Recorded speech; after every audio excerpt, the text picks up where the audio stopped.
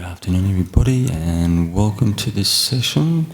So there may be some beginner meditators in the group today. So the beginner's teacher he asked if for the people, the new people, new meditators, if they can go next door in the room on this right-hand side.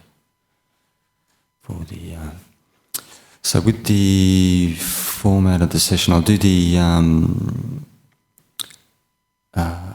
the meditation guidance format, and then we'll do the session, and then I'll do I've got a few questions which need to be answered. This particular session's going to be recorded, and there's a number of people in Sri Lanka who are listening in, so I'll do answer the questions in the last stage of the session.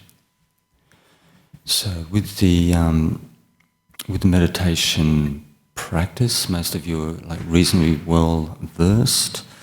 So understandably, this particular process that we're involved into, it's quite, simple in nature, but complicated to actually work with and to get good results in the long term. So you need to develop, quite a high degree of, meditation skill and insight to be successful with this practice. And because intrinsically, you're working with, different forces and energies deeper down, in the mind, just layers and layers of different thought constructs, feelings, past karma. So you're going to have to work through quite a lot of, personal material within your personality to settle down. But it's not just that; it's just the skill, it's the ability to deal with the underlying, energies in the personality, and the ability to essentially maximize one's sense of detachment and letting go. Because in order to drop the mind down into a state of, samadhi or tranquility, it's a key principle. So within the sutras, the Buddha talked about this, about the suppression of the 5 hindrances in order to develop deep stages of peacefulness. But intrinsically, you need this principle of letting go. It's the key principle for the development of the samatha meditation. So how do we let go and detach within the meditation process? Because as we start to develop a focus with the meditation object, then you just become more and more aware, because you're focusing in on your own process, the bodily process, which is the breath, the breathing meditation, mantras, walking, all this focusing on one's mind and body phenomenon increases your personal awareness of your personality, your characteristics, personal characteristics, and then you're going to have to work with that stuff and try to settle it down. So it's like in our normal state, So, for example, the regular meditators are well aware of this. That if you meditate very lightly, you don't put too much pressure on in the practice, you can feel emotionally reasonably comfortable.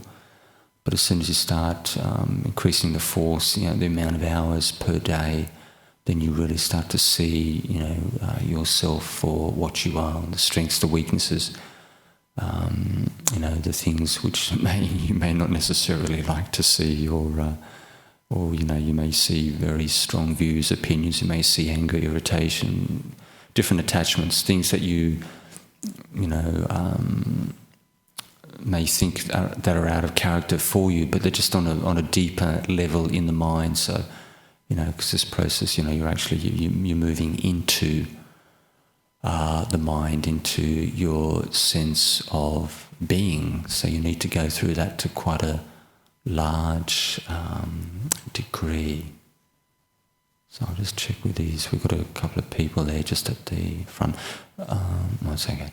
So with the so developing this ability, this skill to actually settle down with the practice. So you really need to understand your makeup to quite a reasonable degree. You know, there's many different tools and practices that you can work with to, say, maximize the detachment, the letting go, but they're not foolproof.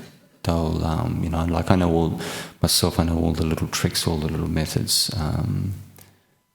with the meditation practice, many tools in my toolbox, so to speak. But you can take, say a single practice, a single application within the meditation parameter, and it's going to work for a degree. For say a period of time with particular states of mind, but it's not going to be foolproof. It's not going to work across the range, because the mind can bring up. You can bring up so many. You can bring up thousands. You can bring up hundreds of thousands of mental states up into your awareness, and you have to continually keep adjusting the practice. Changing the tools and the way you use different tools and the time you use these particular applications. And over time, it can, for something so simple as just focusing on the breath, it can become a little bit of a complicated issue.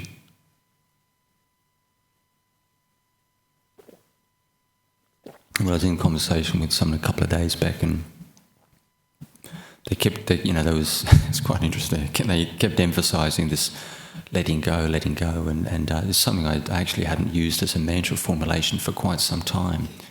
And I spent about, maybe 3-4 hours on it, on the rest of the day, rest of the afternoon, evening, and it was very, very effective. So it was something we'll work on with this particular session. We'll use this letting go as a mantra formulation, just so you can see how effective it was. So I was using this emptiness principle for quite a number of weeks there, and it worked very well for at least 3 weeks or so, and then it started to sort of taper off. So this letting go formulations, like the flavour of the month. So we'll just see how it goes. So with the meditation session, if you just basic instructions, just get yourself in a comfortable position with your back nice and straight, head upright and comfortable. Make sure you can breathe into the full chest, and make sure you've got nothing tight around the waist, the legs and whatnot. And breathe fully into the chest section. So with the focus, just maybe now we'll just stay with one focus, just something that works quite effectively for me, and it helps the intermediate people get reasonable results, because you can go in the beginning stages. You can go quite broad, but you may find it takes quite some time to settle down. So, quite a reasonably sort of sharp but comfortable focus is to say focus on the mouth, around the mouth to lips, and just watch the breath on the periphery. It doesn't increase, still within a comfortable range, doesn't increase too much tension between the eyes or the face. So just watch the breath at that point around the mouth. And with the formulation, the letting go formulation, if you just choose a mantra of your choice, what I've been using is,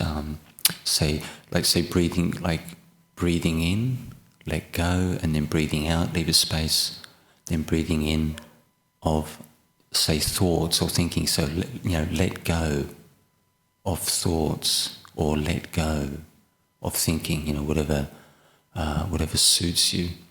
And you can adjust it to your personal preference, and you can do it, say, with spaces between the words. Time it in the breath which suits you, either with spaces or continuously. And we'll do that for the main part of the session, and then I'll answer the questions for the Skype session, say in the last 15 minutes. So so just close your eyes, and then we'll make a start with that one, and I'll just give you some input as we go along.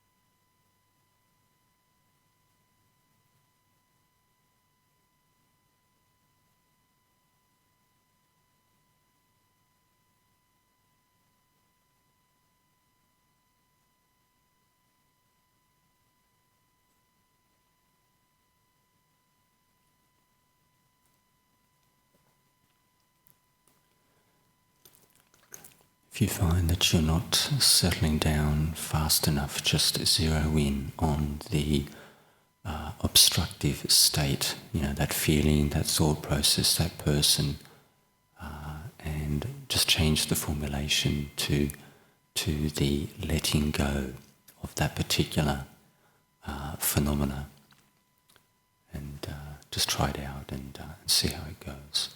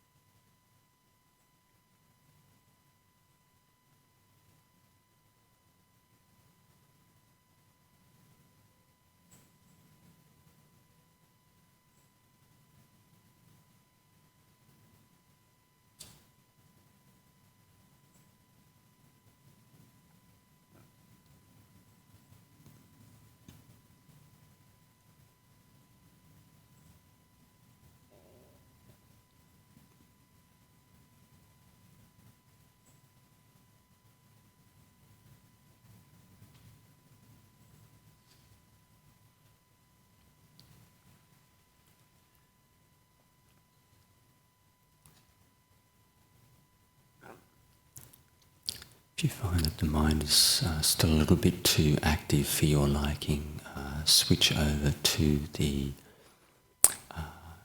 wisdom practice and try to understand what's actually happening there. These thoughts, these feelings, which will not settle down. Try to investigate those from a full perspective, 360-degree perspective. Maximize your understanding and insight into that mental state, because the more you understand, the more the mind relaxes and settles down.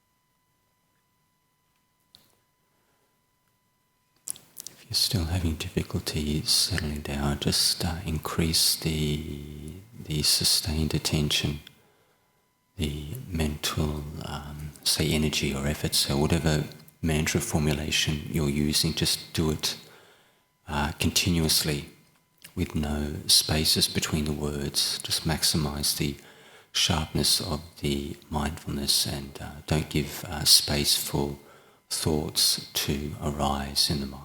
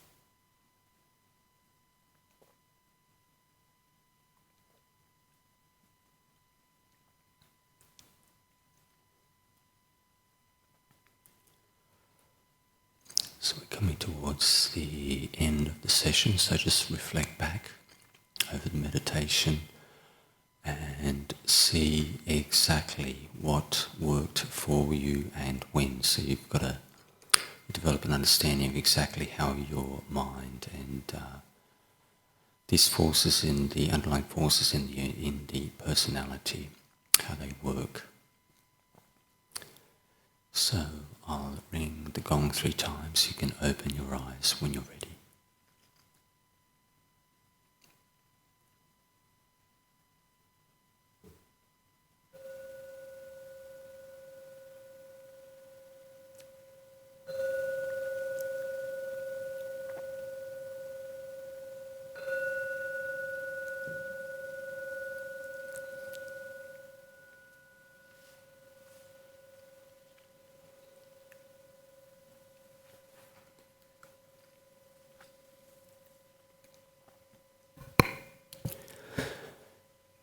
Did anybody have any questions on the meditation at all? Before I start this Skype session for some people in Sri Lanka. Okay, so you can stick around if you like, but if not, you can head off. So what I'll do is with the question session here, some of these questions are have Pali terms which I basically haven't learned Pali whatsoever, so I'll skip them. And okay, so I'll start at the top. So, how may working people proceed successfully in the path of meditation through anger and other things in the office environment? Anger, selfishness, say difficulties between themselves and other people. So, with as far for working people, professional people who are interested in meditation, but they're in an environment where they find that the mind becomes provoked, or people push their buttons, or they find they feel the stress, the impingement, with the demands of the company and whatnot. So, I mean, something that I'd always recommend, there's different views and perceptions that you can actually develop within the meditation which will carry across to your everyday life. There's quite a few you can experiment with. And the ones I'd put emphasis on is, say, the 3 characteristics, especially, say, changeability and emptiness. I don't ask people to focus on dukkha, on suffering too much, because essentially it'll just make you negative and depressed. So with changeability, with anicca, you're going to feel a sense of say like mild dispassion. Some people it won't touch you like whatsoever, but it depends on the character. So, but essentially, if you're in a situation where you're doing a particular practice and you feel bad, I'd be more inclined to avoid it. If you can't work with it, improve it or whatnot. But the emptiness principle, particular states, feelings, people, life experiences are empty in nature. Thinking, the universe, the world, is empty in nature. So you can just keep moving back between, inner states, between yourself, the world, the universe, and try to maximize the detachment. So as you experiment with these different kinds of perceptions, you just watch the mind closely and see what works for you. I mean, I've been doing this one, say, for the last 6 weeks, and I found it quite effective for about maybe 4 weeks, and then it started to sort of die off. And then I switched over to this kind of letting go mantra formulation, and it was very fast. I mean, very effective, very fast. But it'll be interesting to see how long it lasts. So you can do. There's other little tricks you can do. Like you've got to be a bit careful with these ones. Like if you've got a particular person in the office, you don't get along with, you don't like, maybe the boss is giving you trouble,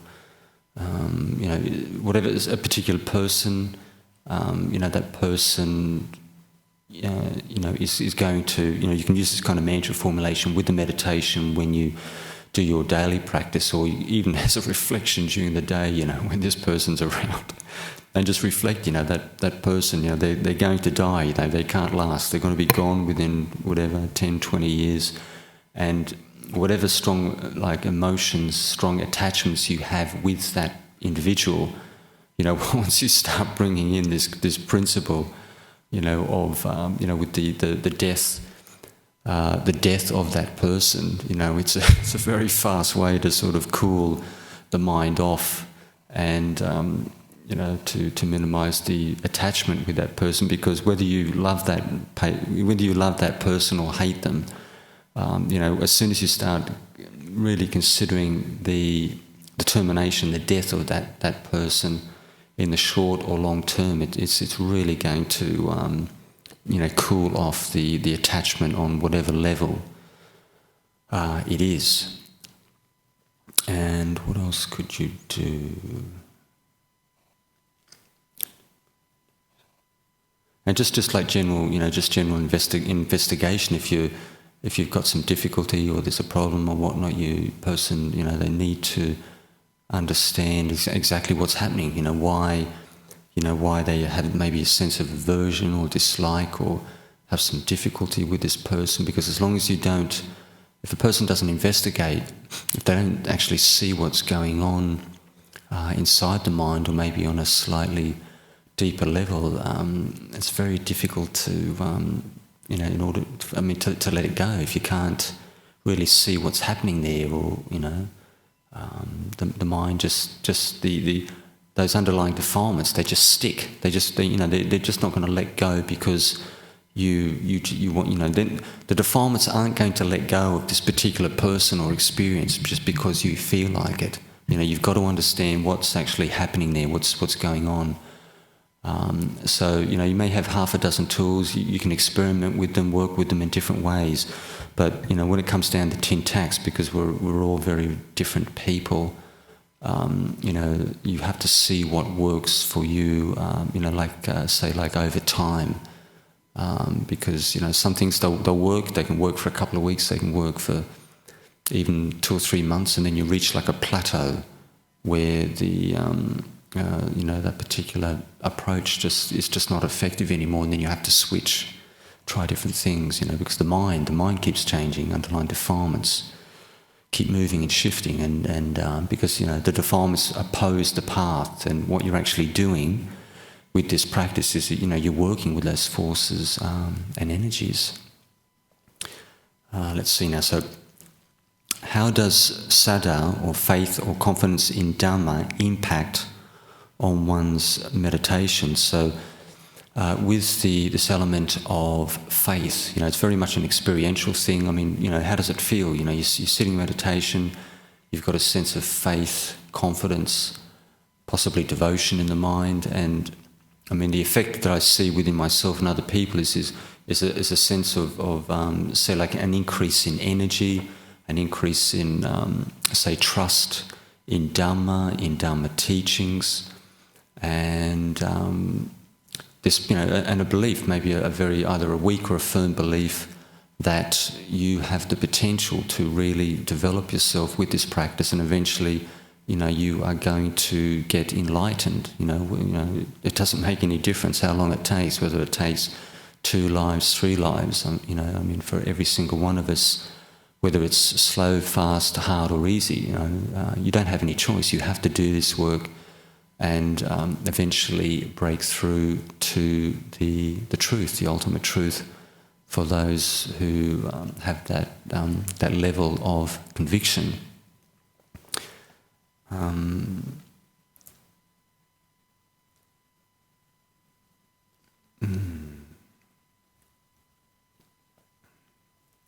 Okay, there's a couple of questions there with Pali terms, so I'll just leave those alone. I'll just move down.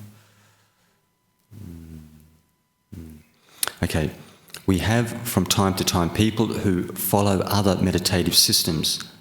Some may be Christian, and you may, you may be led to feel that this is also leading to Nibbana, which is not the case, in my personal opinion. What is the position? What are the positive attitudes in this and that system, and the negative sides of this? So not to undervalue the meditation practices that other people do in different systems, whether it's Hindu, Muslim, Christian.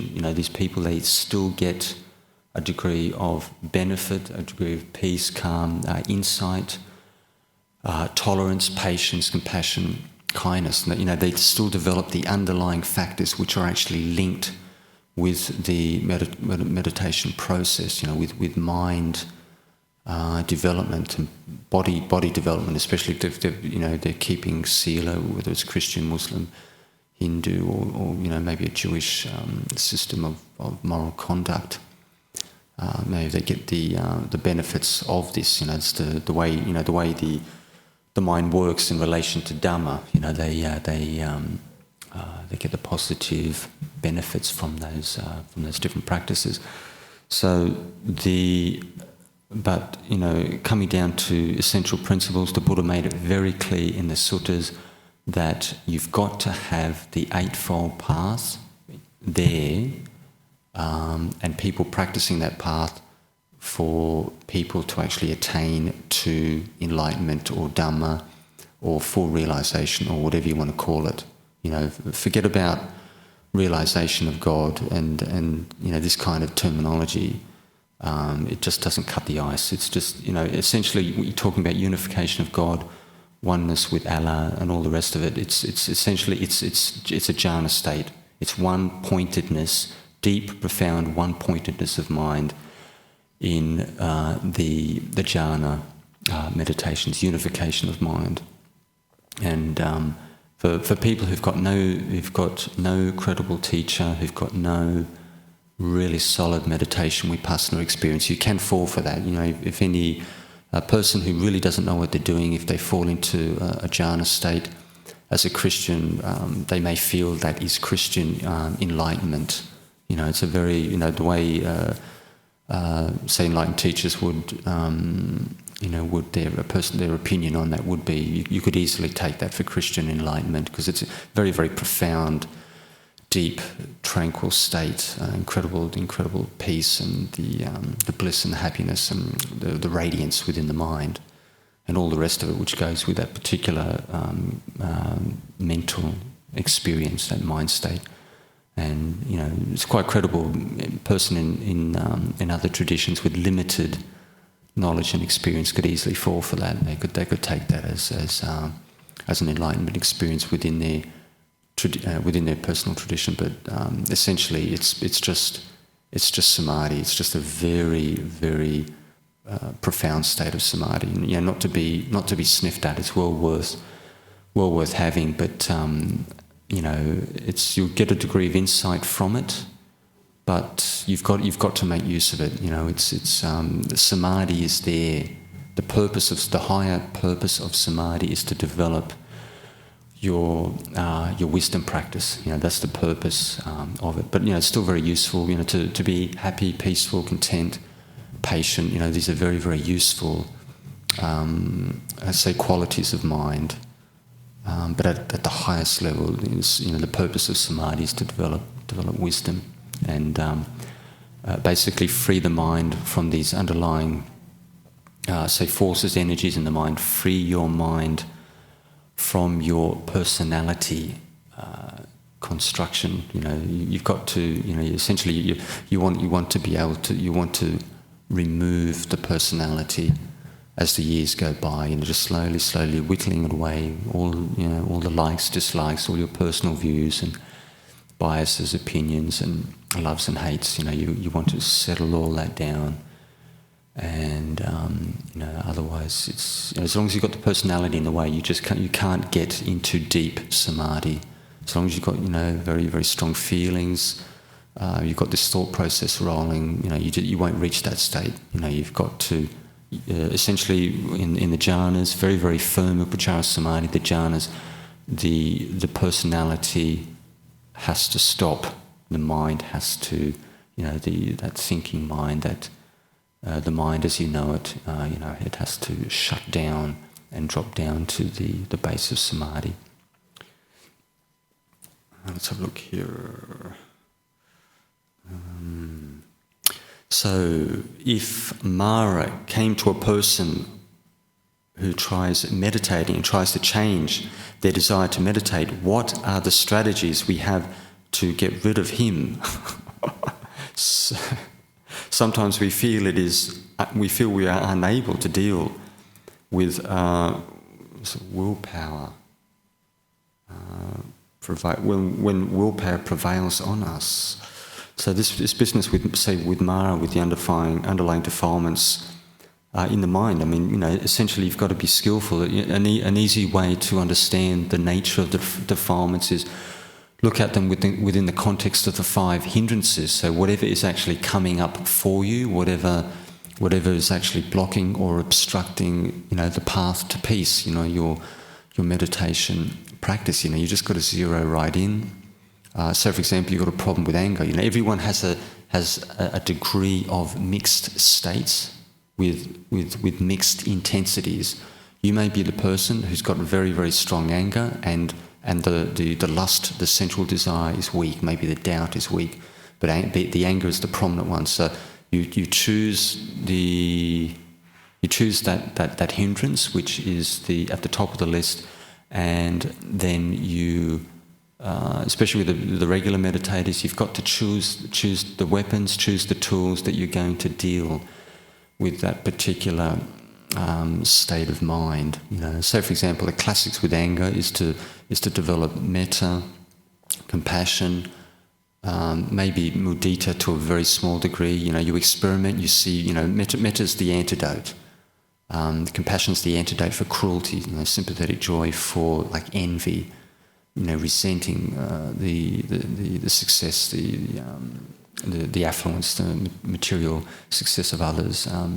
But there's other things you can do. So, for example, you can undermine anger with the emptiness principle, with changeability, with death, with this letting go kind of formulation. There's half a dozen principles that you can use. So you just experiment. You just keep moving back between one and the other, and then just see. What actually works for you, because these underlying energies, they constantly can just shift and change. Within seconds. As soon as you start putting the pressure on, you're developing your meditation. You've got an obstructive mind state. As soon as you choose the tool to work with this particular energy, this state. The mind's going to swap and change. Basically, the defilements are going to swap and change between people, scenarios, this and that. So you've got to be, basically on the ball, and you've got to get a feel for it, and then know how to work with your sort of your arsenal, so to speak, if it's too strong a word, and. But every single one of you, as the months and the years go by, you get a feel for it. The way your mind works, the way you tick. The kind of things which are actually blocking your practice, and then you can see what will work for you. In specific times and places, and what will work for you in the long term. So I'll finish it there. Yep, righto. There was just one question. When you're in a meditation and you're fluctuating through different phases, and then all of a sudden I will get into a phase where I will either get very, very hot, excuse me, but just recently it's been extremely cold from inside. I'm just so cold inside, but it could be 110 degrees. I'll just explain that kind of experience, or... I beg your pardon? Sorry, keep going. So I just wanted to know, I tried to catch to see whether there was any thought there, or if there was any emotion there, and I couldn't catch anything. It was like I had moved into some area and it was just freezing cold. Yeah, I mean, the only thing I could explain, the only possibilities there is, if you've got this kind of mental states where you feel very cold, one possibility is you could have karmic energies coming up. So, for example, you lived in a very cold environment in a past life, and you get like a flashback to that time and place. That's one possibility. You can get maybe slight disturbances in the circulation of qi in the physical body. For example, people who do qi kung quite regularly, the body it heats up once the qi starts to move, circulate. The body starts to warm up, and then people sweat. They're just standing there doing nothing, and they're sweating, and it continues. The heat in the body continues on for easily 30 minutes, an hour. And what else could possibly happen there? It's possible that maybe underlying defilements in the mind could provoke kind of different, maybe bodily sensations, because the mind and body's connected. There's no way I could know exactly what's happening on the mental level, but there could be some. I do know that I will focus on the brain, and I'll be just focused on that, cleansing and clearing all of the brain. Right. Yeah, passing the beautiful, peaceful, calm energies, relaxed, right through the whole brain. And as it goes right through the whole brain, I'm just wondering if there, like you say, defilements or something there that's triggering it. Yeah, there because could be. Because that's where my focus generally would be, or I have just left that area. I could believe it. A person could move into a space in the mind where there's a different kind of energy, mental experience. It's quite, because people, especially when people get into deep meditation, like Upachara Samadhi. All sorts of strange phenomena comes up in Upachara Samadhi. Things like not only changes in, say, bodily temperature and, say, bodily perception, like weightlessness or the feeling of space, but things like visions, smells, colours, bright lights. There's quite a wide range. So,